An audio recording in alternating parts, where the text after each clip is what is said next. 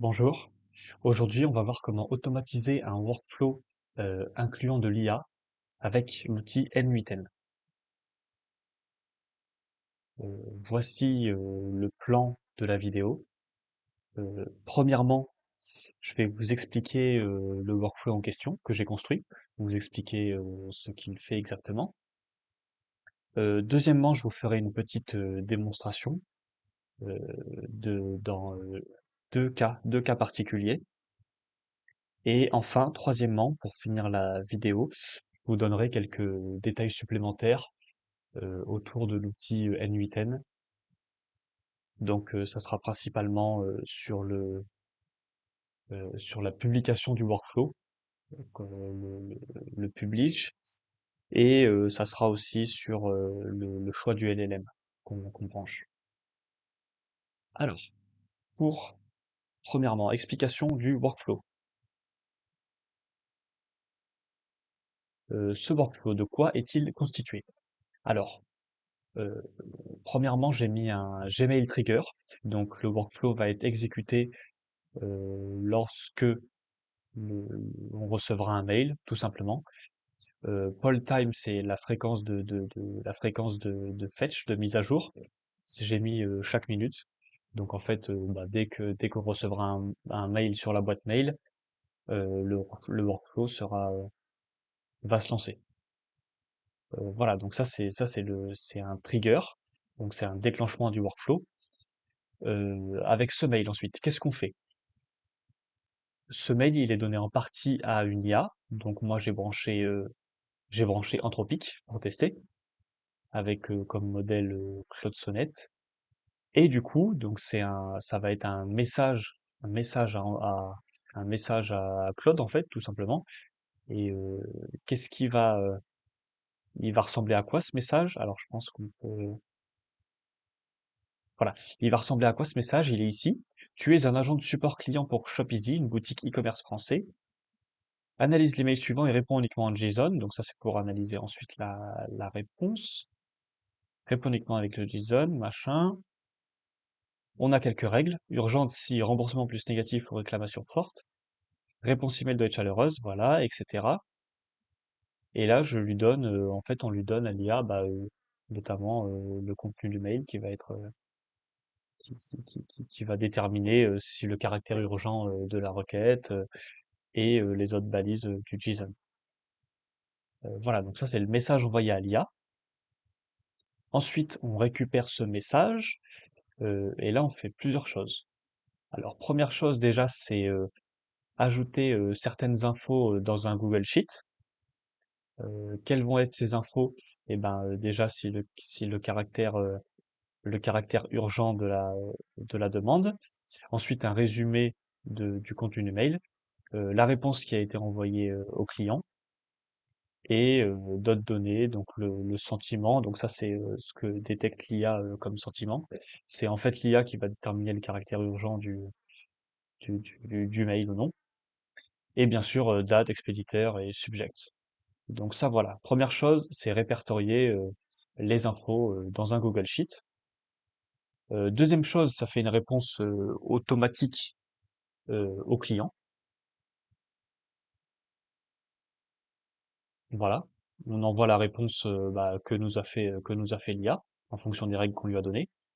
Et troisième chose, si le mail a été jugé, enfin, le contenu du mail a été jugé urgent, du style voilà demande de remboursement ou demande de rendez-vous au plus tôt, etc.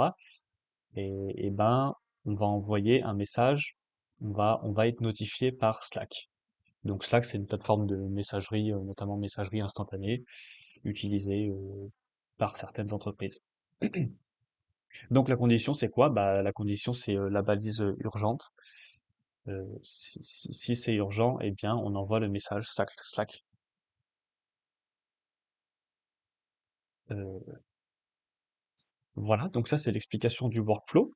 Maintenant, on va voir, eh ben, on va faire une démonstration. Voilà, donc on va se retrouver sur, hop, ici. Alors moi, je vais simuler, donc Là, imaginons que je sois un client de Shopee. Donc, on va envoyer un mail au support. Le support Shopee, donc j'ai choisi, voilà, c'est lui le gérant, c'est Jean Védavy. Euh, on va essayer de tomber dans enfin, on va faire une réclamation, quelque chose d'urgent en fait. Réclamation après achat. Bonjour, je viens d'acheter euh, le balai brosse, le balai brosse, sauf que la brosse, non, que le balai plutôt, hein, que le balai est cassé. Est cassé, j'exige un remboursement au plus tôt. Merci, cordialement, Nathan. Ok, on envoie ça, très bien. Maintenant, on va se retrouver sur la machine du support en fait. Voilà, donc c'est le compte de Jean Védavy. Ok, on a bien reçu le mail, réclamation après achat, d'accord. Bon, ça, bien sûr, c'est pour, c'est pour visualiser ce qui se passe, mais en temps normal, c'est juste, c'est le workflow N8N qui va prendre la main. Donc là, on a juste vérifié que le mail s'est bien envoyé.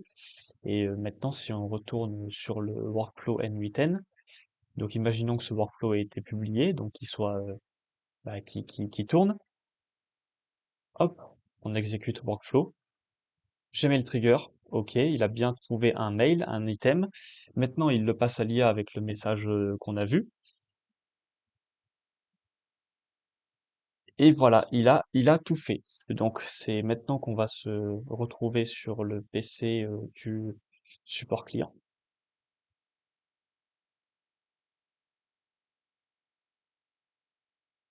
Alors, le support client. Donc, première chose qu'il devait faire, c'était remplir le Google Sheet. Voilà où il est le Google Sheet ShopEasy. Donc, est-ce qu'il a bien rempli date? Oui. Expéditeur le bon attend. Sujet réclamation après achat. Catégorie réclamation. Sentiment négatif. Oui, en effet. Urgence urgente. En effet. Le client a reçu un balai brosse cassé. Exige. OK. Et ça, c'est la réponse qu'il nous a fait. Et donc, il a envoyé directement au client. Donc, on va voir directement cette réponse. Janvier d'avis, réclamation. Bonjour Nathan, nous vous remercions de vous avoir contacté. Nous sommes vraiment désolés d'apprendre, nanani. Et voilà les modalités du remboursement. Ok, très bien, très bien. Donc maintenant, si on retourne sur le workflow, là c'est la réponse, très bien. Deuxième chose qu'il devait faire, donc oui, deuxième chose c'était la réponse, il a bien fait. Et troisième chose, si le caractère était urgent, eh bien c'était envoyer un message, une notification, un message Slack. Donc, est-ce qu'il a bien fait? Oui. 15h51, donc c'était bien maintenant. Email urgent reçu de Nathan Lebeau. Réclamation après achat, le client a reçu un balai brosse cassé, exige un remboursement rapide. Ok, super. Donc voilà, il a bien fait, le workflow a bien fait son travail. Maintenant, maintenant assez rapidement, on va tester sur un deuxième exemple. Donc, on va simuler le client, cette fois un client content. Donc on va faire nouveau message, pareil au support client, très content. Bonjour, je viens, je viens d'écrire le, je viens d'acquérir la montre connectée, la montre connectée. Je suis très très content. Merci pour tout. Voilà, cordialement, la montre connectée. Qu'est-ce qu'il est pas content? Il est pas content. Oui, pardon. Je suis très très content. Non, non, non, je suis très très content, je vais bien insister là-dessus. D'accord, on envoie. Très bien, maintenant on se retrouve sur le PC du support client. Euh, Tac, ok, donc c'est bien ici. On va lancer le workflow N8N. Hop, exécute. One item, donc là il passe tout le contenu et les règles à l'IA dans le message IA. On le laisse mouliner. Ok, bah là on le voit directement. Is urgent, il a mis non, donc a priori il n'y aura pas de message Slack. Il a bien répondu. Ok, on va regarder ça directement. Très content. Merci infiniment pour votre message qui me fait vraiment chaud au cœur. C'est un blablabla avec une petite montre. Oh, c'est très bien. D'accord, ok, super. Donc le message c'est fait. Ça c'est false, donc on va vérifier qu'il a bien pas envoyé de message Slack. Et bien sûr, il a répertorié, il a reporté ça dans le Google Sheet. Support client, ça c'est la requête de base. Euh, ok, il a pas envoyé de message dans le Slack, c'est bien. Et du coup, le reporting, très content. Catégorie haute, positif, normal. Client attend, grande satisfaction. Et puis ça, c'est le message qu'il a répondu. Voilà, donc c'était deux exemples, euh, deux démonstrations de notre workflow très simplifié N8N. Maintenant, deux choses. Deux choses. Alors, premièrement, comme on l'a vu, ce workflow, il n'était pas publié. Donc, c'est pour ça que j'ai dû exécuter à la main le workflow. Maintenant, bien sûr, le but, c'est de publier un tel workflow pour qu'il se joue automatiquement, en fait. Et là, on a N8N nous offre plusieurs possibilités de où est-ce qu'on publie ce workflow. Donc, première possibilité, c'est de publier ça sur le cloud de N8N. Mais du coup, dans ce cas, bah, notre workflow, il est sur les serveurs d'N8N, en fait, donc on n'a pas la main dessus. Mais deuxième possibilité, c'est de publier ça, en fait, c'est d'héberger ça localement, dans une instance locale, en fait, chez nous. Voilà. Et deuxième chose, donc on a branché, comme la vidéo d'avant pour le chatbot, on a branché le LLM d'Anthropic, mais pareil, pour pas que nos données se retrouvent chez une boîte privée, on peut, on peut brancher un LLM qu'on a déployé localement. Voilà, bah, merci pour votre écoute.